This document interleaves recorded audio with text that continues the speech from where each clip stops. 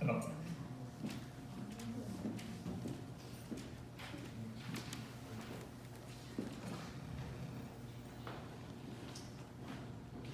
Dear friends, good afternoon. At the outset, I congratulate our beloved auntie, Mrs. Sita Dorairaj, for this wonderful compilation of her articles in this book about various temples in India, mostly in Tamil Nadu. Amazing Deva Kaningari.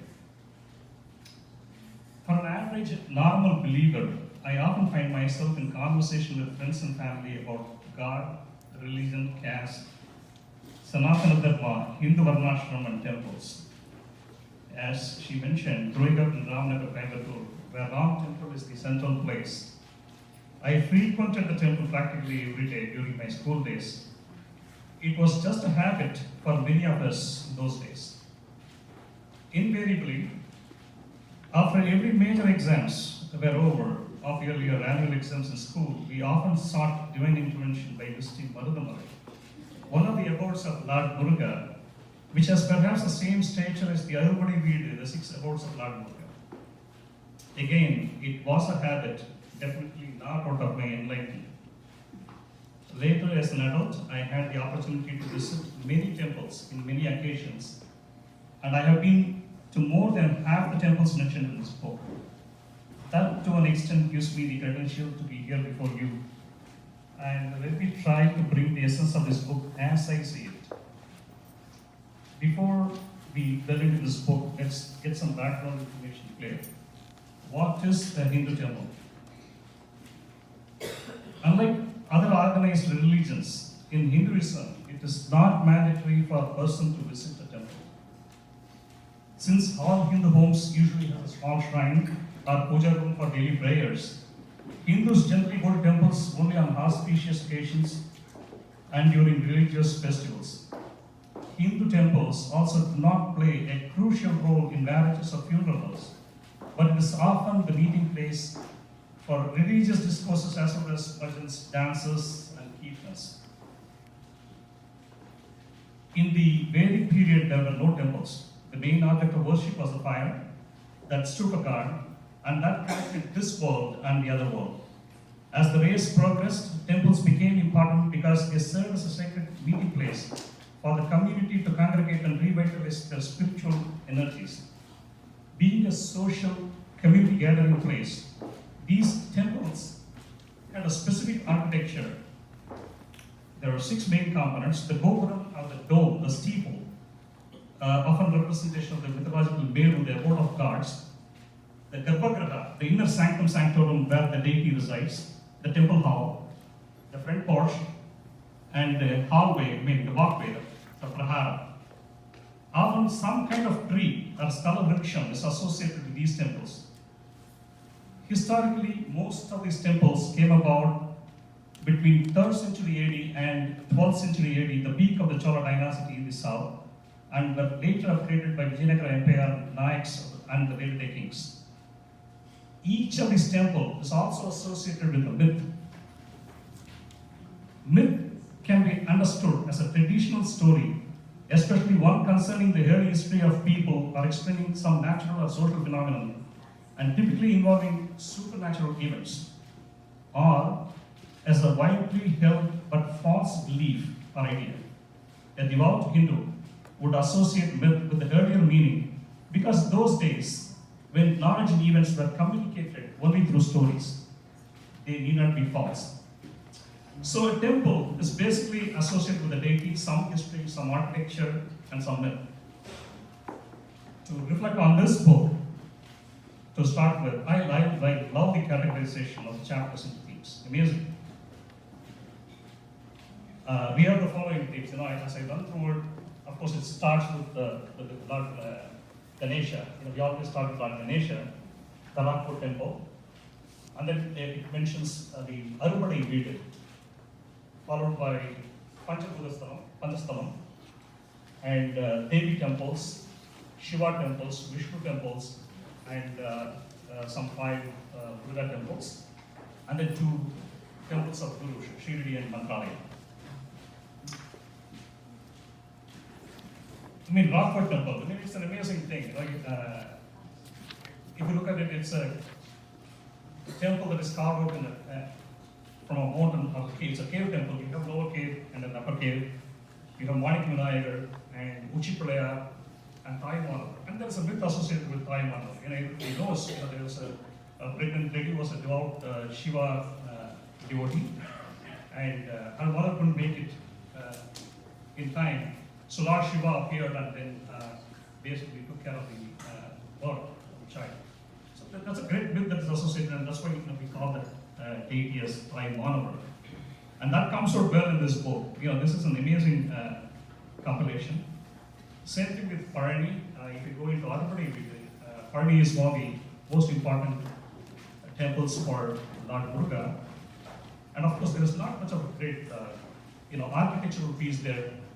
It's a temple of the hill. You walk up 420 plus stairs. You can either walk up or these days, you have the rope train. And there is this myth associated with the Paramni. You are the fruit of wisdom, and everybody knows that myth. Again, it's documented well in this book. Now, if I go into the Panchasthalam, the thing that I like about is, of course, Chalakanteshwara, Tiruvannaikkavu temple. And of course, we have 5 different Panchasthalam. Starts with what? Like me, Tiruvannamalai, then Chidambaram is the sky. Tiruvannaikkavu, it represents water. Egambara Kanchi, Egambaranadar, which represents the earth, and then Kalatishwara Kalahasti represents the wind. So it kind of represents our culture and heritage. We started with the early, this praying or the nature as we see. Then there is a whole compilation of Abhirami temple, Devi temples. The Tirukadayu Abhirami stands out for me, the Amradakadeshwara and Abhirami. In the Shiva temples, there are many Shiva temples. I think about 35 of them are mentioned in this book. One thing that I can talk about very recently, I accidentally landed upon in Tiruvadi, an amazing temple. I had no reason to go there. I had a thematic tour last September, and I was going to Navagraha temple. Then we had time after going to Tirunageshwaram, and we said, hey, let's go. I want to show my friends Sarveshwara temple. It's an amazing temple in Trivandrum. So we were going by drive by car, and on the way I saw a temple. It was in the evening. I didn't realize it was not Sarveshwaram. By accidentally, I had to make a right, and the Google map didn't work at that time. So we just saw some temple. We said, hey, let's go into this temple, and accidentally landed up on Tirunageshwaram, and I didn't realize it's an amazing temple, huge complex. Right from the entrance of the temple to the Garbhagriha, this is like a very good mile walk. Unbelievable. It's huge. That's a huge thing.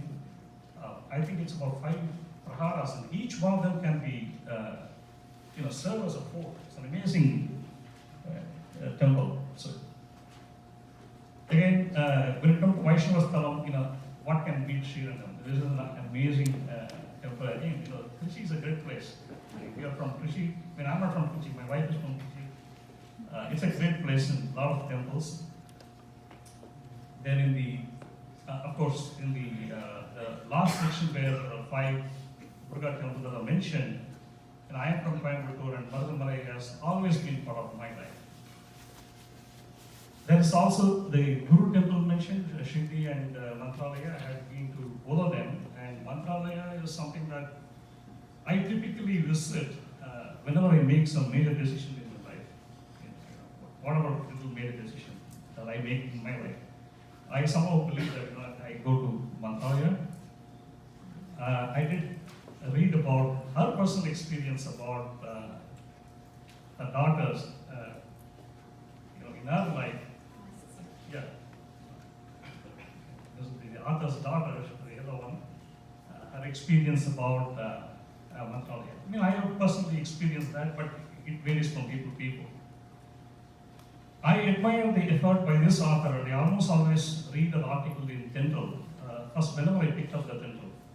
This collection of articles into a book is not only a daily it's an effort to preserve and pass on a rich heritage to our next generation. Having visited a lot of these temples, I have the personal experience to recommend thematic tours to temples that reflect our rich heritage. I'm not sure how much of these concepts or contents resonate with the next generation who are completely brought up here. But to those I recommend, this book serves as a rich guide if you ever were interested in tracing your roots and heritage.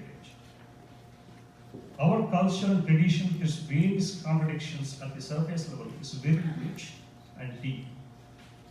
It is for the seekers, and our way of life, Sanatana Dharma, is nothing but seeking and finding your way of life. I need to mention Mr. Dorairaj. It was an amazing conversationalist, and I know his disposition towards women.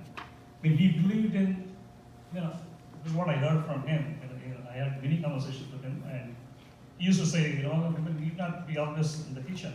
And that's perhaps one of the reasons why the author is, where she is today, able to contribute beyond the normal. She's like, if my mother had been around, she would be her age, and my mother didn't have the same opportunity that I see Mrs. Dorairaj had. So I should appreciate Mr. Dorairaj for that amazing uncle. My best to the author, and I hope this book finds its place in all of you and your friends. For some of you, this book would make a good Navaratri gift. Pass on our rich heritage. Sarve Jana Sukhino Bhavantu. Thank you.